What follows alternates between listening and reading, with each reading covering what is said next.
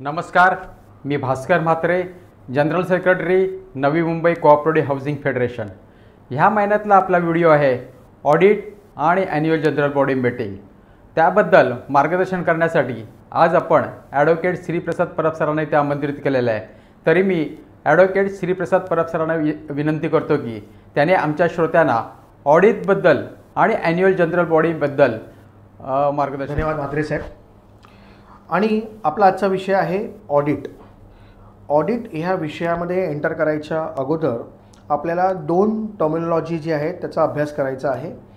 First आहे accounting आणि second आहे ऑडिटिंग। आणि ह्या दोन टर्ममध्ये शिरकाव करायच्या अगोदर फक्त आपण सेक्शन 154B-1 सबक्लॉज 17 मध्ये जी हाऊसिंग सोसायटीचं डेफिनेशन सांगितलेलं आहे त्यामध्ये जो ऑब्जेक्ट सांगितलेला आहे त्या ऑब्जेक्टमध्ये क्लिअर असं म्हटलेलं आहे की हाऊसिंग सोसायटीचा ऑब्जेक्ट आहे to provide common amenities and services to its members. ऑडिटिंगसाठी कायद्याने प्रोव्हिजन जी दिलेली आहे ती आहे सेक्शन 81। जर आपण बघितलं तर सेक्शन 81 मध्ये क्लिअर कट असं सांगितलेलं आहे की within 4 months from the end of the financial year तुम्हाला तुमच्या संस्थेचे अकाउंट्स जे आहेत ते ऑडिट करून घेणं अनिवार्य आहे। नमस्कार, लास्ट सेशन आपण पाहिलं होतं ऑडिट म्हणजे काय आणि त्याच वेळेला आपण असं डिस्कस केलं होतं की नेक्स्ट सेशन आपण जो आहे पार्ट 2 आहे तो आपण annual general body meeting discuss करणार आहोत। 4 प्रकारच्या मीटिंग्स आढळतात। पहिली आहे first general body meeting, annual general body meeting, त्यानंतर स्पेशल जनरल बॉडी मीटिंग आणि एक प्रकार असतो तो कमिटी मेंबरच्या मीटिंग्स। असे प्रामुख्याने आपल्याला कोऑपरेटिव्ह हाऊसिंग सेक्टरमध्ये हे 4 प्रकार आढळतात। जर समजा 30 सप्टेंबरला ॲन्युअल जनरल बॉडी मीटिंग घेतली नाही तर मग काय, तर ही जबाबदारी जी आहे ती कमिटीवरती येते आणि मग कमिटीमध्ये मग डिस्क्वालिफिकेशन आहे, ॲक्शन्स आहेत अंडर सेक्शन 75(5). नमस्कार, लास्ट पार्टमध्ये आपण बघितलं होतं ॲन्युअल जनरल बॉडी मीटिंगबद्दलचं पूर्ण डिस्कशन आणि त्यामध्ये आपण असं म्हटलं होतं की नेक्स्ट पार्टमध्ये आपण एजेंडा कुठला घेतला जाईल ॲन्युअल जनरल बॉडी मीटिंगमधला त्याचा आपण विश्लेषण जो आहे तो नेक्स्ट पार्टमध्ये करणार आहोत। म्हणजे ह्या पार्टमध्ये आपण ते विश्लेषण करणार आहोत की आपल्या सेक्शन 154B मध्ये हाऊसिंग सोसायटीचं जे डेफिनेशन दिलेलं आहे त्यामध्ये असं सांगितलेलं आहे की हाऊसिंग सोसायटीचं जे ऑब्जेक्ट आहे to provide common amenities and services to its members. आणि मग हे कोण प्रदान करणार, तर हाऊसिंग सोसायटीच्या वतीने कमिटी मेंबर्सच्या शोल्डर्सवरती ती रेस्पॉन्सिबिलिटी आहे की तुम्ही ह्या सर्व मेंबर्सना common amenities and services provide करायच्या। नमस्कार, मी Bhaskar Mhatre, general secretary Navi Mumbai cooperative housing federation. माननीय सहकार आयुक्त व निबंधक श्रीयुत अनिल कवडे साहेब यांच्या प्रेरणेने डीम कन्व्हेन्स ही मोहीम वरचेवर महाराष्ट्रात राबवली जाते।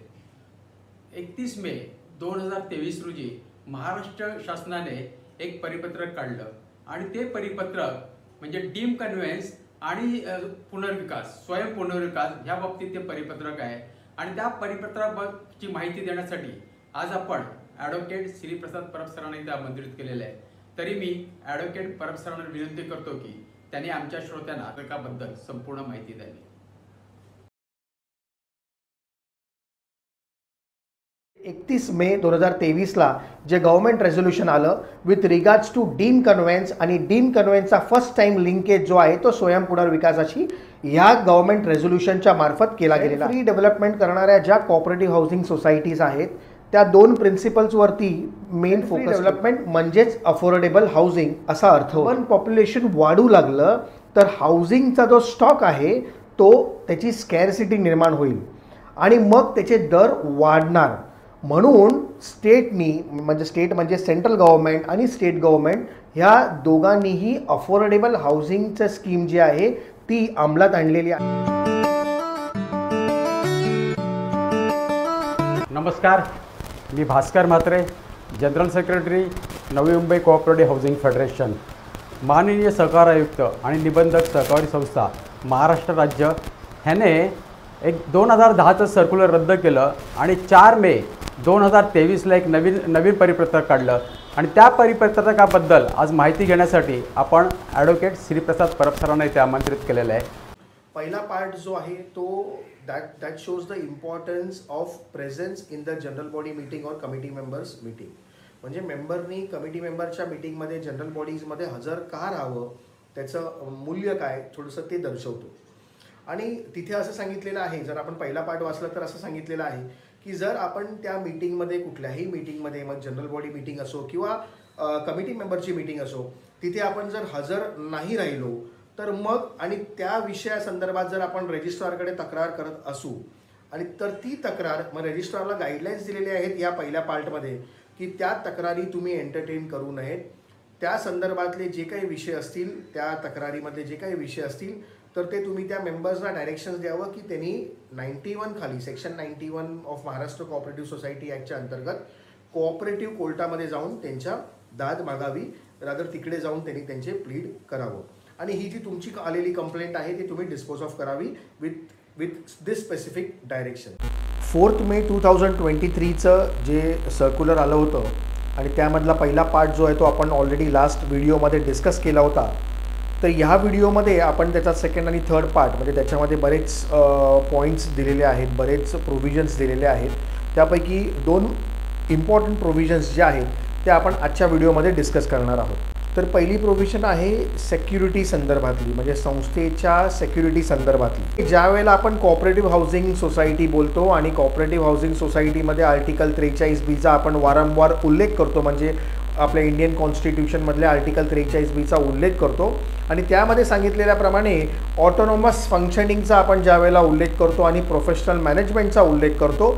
ऑटोनॉमस फंक्शनिंग म्हणजे तुम्ही तुमच्या सोसायटीचे पूर्ण जबाबदार आहात. त्यामध्ये स्टेटचा हस्तक्षेप जो आहे तो कमीत कमी व्हावा ह्या हेतूने स्टेटनी प्रयत्न करायचे. आणि म्हणून या सर्क्युलरच्या माध्यमातून सेक्युरिटीचा विषय जो आहे तो पहिल्यांदा, म्हणजे असं कुठली प्रोव्हिजन्स आपल्याला बायलॉजमध्ये पण मिळत नाही की सेक्रेटरीनी कमिटी मेंबरची मीटिंग अटेंड करणं हे अनिवार्य आहे आणि ती अटेंड केल्यावरती त्याचे मिनिट्स देखील बनवणं गरजेचं आहे. ते मिनिट्स केव्हा बनवायचे तर ते मिनिट्स नेक्स्ट मीटिंग म्हणजे पुढच्या महिन्यात जी मीटिंग होणार आहे त्या मीटिंगच्या अगोदर ते मिनिट्स बनले पाहिजे. तिथे 3 नंबरचा मुद्दा जो सर्क्युलरमध्ये दिलेला आहे तो आहे तुमच्या कमिटी मेंबरच्या मीटिंग संदर्भातला. मग कमिटी मेंबरच्या मीटिंगमध्ये जर आपल्याला विषय बघायचा असेल तर आपण बायलॉ नंबर 127 बघतो आणि 127नी आपल्याला सांगितलेलं आहे की दर महिन्याला कमीत कमी 1 कमिटी मेंबरची मीटिंग ही झाली पाहिजे. मिनिमम रिक्वायरमेंट 1 मीटिंगची आहे. नमस्कार, मी Bhaskar Mhatre, secretary Navi Mumbai cooperative housing federation. आज आपण मोफा आणि रेरा ह्या कायद्याची माहिती घेण्याचा प्रयत्न करणार आहोत आणि ती संपूर्ण माहिती देण्यासाठी आज आपण ॲडव्होकेट परब सरांना इथे आमंत्रित केलेले आहे. Today we will discuss the comparison between MOFA Act and RERA. Carpet area of RERA is slightly more than the carpet area of MOFA for a same particular flat. Carpet area and RERA carpet area मध्ये difference कसा आहे? RERA carpet area, in RERA carpet area, the internal walls च्या आतमधला जो area आहे, खालचा area आहे, that is also included in RERA carpet area.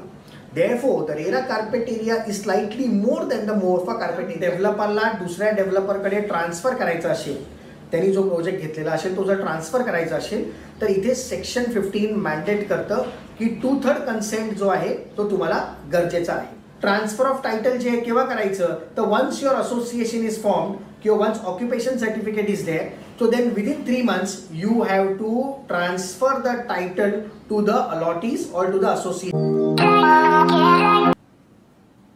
नमस्कार, मी Bhaskar Mhatre, secretary Navi Mumbai cooperative housing federation.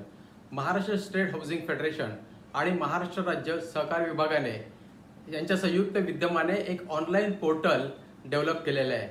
त्याचं नाव आहे सहकार संवाद आणि त्या पोर्टलबद्दलची संपूर्ण माहिती देण्यासाठी आज आपण ॲडव्होकेट श्रीप्रसाद परब सरांना इथे आमंत्रित केलेलं आहे. पोर्टल ऑनलाईन ग्रीव्हियन्स रिड्रेसल पोर्टल जे Maharashtra state cooperative housing federation आणि स्टेट कोऑपरेटिव्ह डिपार्टमेंट यांच्या संयुक्त विद्यमाने जे लॉन्च केलेलं आहे, तर त्या पोर्टलवरती कंप्लेंट कशा तऱ्हेने फाईल करायची ह्याचा आपण व्हिडिओ ह्या माध्यमातून हा व्हिडिओ जो आहे तो आपण केलेला आहे. रजिस्ट्रार अथॉरिटीजकडे केल्या जाणाऱ्या ज्या कंप्लेंट आहेत, जे विषय आहेत, त्याचं हायलाईट जे आहे ते 174 मध्ये रजिस्ट्रार ह्या हेडिंग खाली दिलेलं आहे. 24 प्रकारच्या कंप्लेंट्स आहेत ज्या आपण रजिस्ट्रार अथॉरिटीजकडे करू शकू असं आपल्याला बायलॉ नंबर 174 मध्ये सांगितलेलं आहे. नमस्कार, मैं Bhaskar Mhatre, secretary Navi Mumbai cooperative housing federation. आपको पता है 14 November to 20 November cooperative week, national cooperative week पूरे इंडिया में, पूरे भारत देश में मनाया गया है। एंड उस अवसर पे National Cooperative Union of India ने training module on housing cooperatives भी पब्लिश किया है। वैसे ही जल्दी ही 26 नवंबर को कॉन्स्टिट्यूशनल डे है। ये सब पे जानकारी देने के लिए हमने आज एडवोकेट श्री प्रसाद परब जी को यहाँ आमंत्रित किया है। 14 नवंबर से 20 नवंबर को हम नेशनल कोऑपरेटिव वीक सेलिब्रेट करते हैं और इसी नवंबर के 26 डे को हम कॉन्स्टिट्यूशनल डे सेलिब्रेट करते हैं। तो नवंबर 2023 की अगर हम बात करें और इस नवंबर 2023 के नेशनल कोऑपरेटिव वीक की बात करें तो इसमें जो एजेंडा हमारा था वो है role of cooperatives in $5 trillion Indian economy and sustainable development goals. यानी कोऑपरेटिव के माध्यम से हम इन गोल्स और टारगेट्स को अचीव करने का प्रयास करते हैं। ऑनरेबल मिनिस्टर श्री पुरुषोत्तम रूपाला जी ने जो इस हाउसिंग मॉड्यूल का लॉन्च किया है, उस हाउसिंग मॉड्यूल को उन्होंने सारे इंडिया के हाउसिंग कोऑपरेटिव सेक्टर्स के लिए for education, for upliftment of the members, office bearers end the managers, ये सारों के लिए उन्होंने वो एक कोऑपरेटिव का हाउसिंग कोऑपरेटिव एजुकेशन के माध्यम से प्रदान किया है। नमस्कार, मी Bhaskar Mhatre, general secretary Navi Mumbai cooperative housing federation. Maharashtra शासनाने मुद्रांक शुल्क अभय योजना 2023 सुरू केलेली आहे आणि त्याबद्दलची संपूर्ण माहिती देण्यासाठी आज आपण ॲडव्होकेट श्री प्रसाद परब सरांना इथे आमंत्रित केलेलं आहे। स्टॅम्प ड्युटी अभय योजना 2023 म्हणजे ज्याला आपण स्टॅम्प ड्युटी एमनेस्टी स्कीम 2023 असं संबोधतो आणि या महाराष्ट्र स्टॅम्प ड्युटी अभय योजना 2023 मध्ये म्हणजे जे स्टॅम्प ड्युटी आणि त्याच्यावरती जी काही पेनल्टी जुन्या डॉक्युमेंट्सवरती आहे ती जी शासनाने माफ केलेली आहे किंवा त्याच्या काही प्रमाणामध्ये ती कमी केलेली आहे, त्या योजनेसंदर्भात आपण थोडंसं जाणून घेणार आहोत। कारण ही योजना ही आपल्या कोऑपरेटिव्ह हाऊसिंग सोसायटीसाठी फार अमूल्य अशी योजना आहे। बरेचसे डॉक्युमेंट्स आपल्या कोऑपरेटिव्ह हाऊसिंग सोसायटीमध्ये आपल्या समोर येतात जे रजिस्टर्ड नसतात, जे स्टॅम्प ड्युटी ज्याला पे केलेली नसते आणि हा विषय आपल्याकडे प्रामुख्याने ज्यावेळेला आपण डीम कन्व्हेन्स म्हणजे डीम कन्व्हेन्स सारखा मोठा विषय ज्यावेळेला आपण हाताळतो त्यावेळेला असे काही इश्यूज जे आहेत ते आपल्या समोर येतात आणि त्या इश्यूजमध्ये मग मेंबर्स सोसायटीमध्ये वाद सुरू होतात। पुढे रिडेव्हलपमेंटमध्ये जायचं असेल तर टायटल प्रॉपर लागतं, मग ते रिडेव्हलपमेंट संदर्भातले पण काही इश्यूज ह्यामध्ये आपल्याला कव्हर केलेले आहेत ते पाहायला मिळतात। नमस्कार, मी Bhaskar Mhatre, secretary Navi Mumbai cooperative housing federation. Maharashtra शासनाने 3 जानेवारी 2024 रोजी एक परिपत्रक प्रसिद्ध केलं। त्या परिपत्रकानुसार 35 पेक्षा कमी सदस्य असलेल्या गृहनिर्माण संस्थेसाठी कोरम किती असावा आणि मॅनेजिंग कमिटी मध्ये मेंबर किती असावा आणि त्याचा कोरम किती असावा त्याबद्दल संपूर्ण माहिती दिलेली आहे आणि त्याच परिपत्रकाची माहिती घेण्यासाठी आज आपण ॲडव्होकेट परब सरांना इथे आमंत्रित केलेलं आहे। 3 जानेवारी 2024 ला जे स्टेटनी लेस दॅन 35 मेंबर्स असलेल्या हाऊसिंग सोसायटीजमध्ये कमिटीच्या स्ट्रेंथ बद्दल जे आपल्याला निर्देश दिलेले आहेत त्या विषयावरती आज आपण थोडीशी चर्चा करणार। सर्वप्रथम ह्या निर्णयाचं सर्व आम्ही ॲज ए महाराष्ट्र स्टेट हाऊसिंग फेडरेशन्स आणि सर्व जिल्हा फेडरेशन्स आपण स्वागत करतो की छोट्या संस्थेसाठी काही वेगळी नियमावली इलेक्शन संदर्भातली जी आहे, जी महाराष्ट्र स्टेट फेडरेशन आणि सर्व जिल्हा फेडरेशनची मागणी होती की 50 सोसायटीपेक्षा कमी, जर 50 मेंबरपेक्षा कमी असलेली ज्या संस्था आहेत त्यांच्यासाठी काही वेगळे म्हणजे शिथिल केलेले इलेक्शनची नियमावली असावी, जेणेकरून मेंबर्स सिलेक्शनची जी प्रक्रिया आहे ती स्मूथली कंडक्ट व्हावी आणि अशा तऱ्हेने ते फ्रेम करावं की 5 वर्ष तरी ती कमिटी जी आहे ती स्ट्रेंथ जी आहे ती मेंटेन झाली पाहिजे किंवा त्याच्यामध्ये कुठले तरी हिंड्रन्स आले नाही पाहिजे। नमस्कार, मी Bhaskar Mhatre, secretary Navi Mumbai cooperative housing federation. आजचा आपला विषय आहे की इलेक्शन लढवण्यासाठी कोण इलेक्शन लढू शकतो, म्हणजे who can contest the election, who cannot contest the election. त्याबद्दल आज चर्चा करण्यासाठी आपण परब सरांना इथे आमंत्रित केलेलं आहे. आपला आजचा विषय आहे इलेक्शन संदर्भातला. इलेक्शन ऑफ कोऑपरेटिव्ह हाऊसिंग सोसायटीमध्ये who can contest the elections, who cannot contest the elections. Rather ह्या विषयामध्ये एंटर करायच्या अगोदर आपण हे पाहणार आहोत की रिसेंटली जे आपल्याकडे आता सहकार निर्णय आलेले आहेत with regards to election of housing society, आणि मग ह्या निर्णयामध्ये जे 50पेक्षा कमी असलेल्या कोऑपरेटिव्ह हाऊसिंग सोसायटीसाठी इलेक्शन संदर्भातल्या मॅनेजिंग कमिटीच्या स्ट्रेंथची जी संख्या दिलेली आहे ती पहिली जाणून घेऊया, आणि मग नेक्स्ट व्हिडिओमध्ये who can contest the election, who cannot contest the election हे विषय पाहायचा आपण प्रयत्न करूया.